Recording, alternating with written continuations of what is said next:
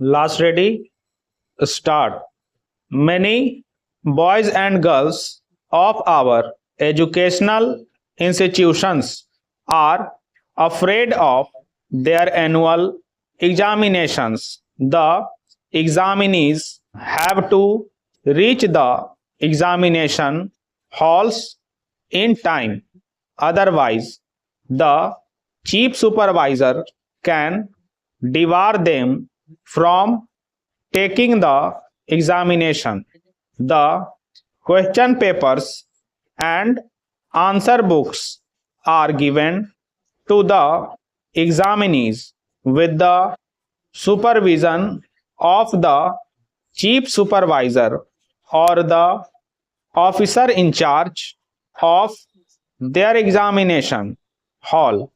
Directions given in the question papers are to be read carefully and followed.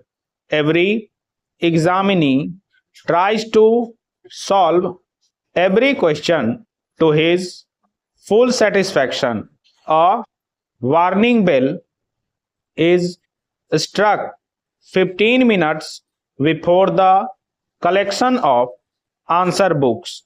One has to write fast like a stenographer lest he should leave any question.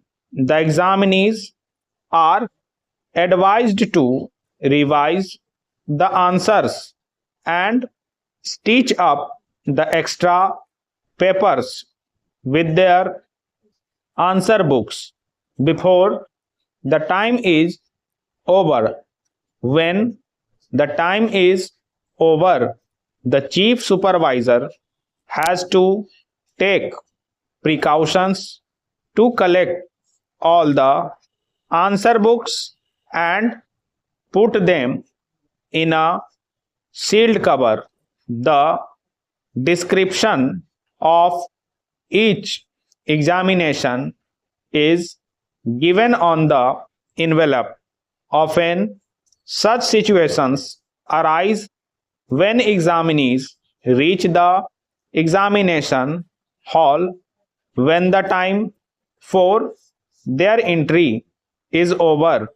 In such situations, the decision of the chief supervisor is final. In exceptional cases, he can exercise his discretion in their favor. There was a time when there were no examination halls or the examiners. The teacher of the class was the sole authority to judge the ability of his pupil. Now the whole scheme of examination has been rationalized and norms of examinations have been fixed. With the improvement in our examination scheme and its proper organization, and with the incorporation of the controlling provisions, the scheme is working satisfactorily. However, examinations in vocational education are far from satisfactory. As far as I know, there are no teachers or examiners who may be specialists of their profession. The author of this book has been keen to improve the examination methods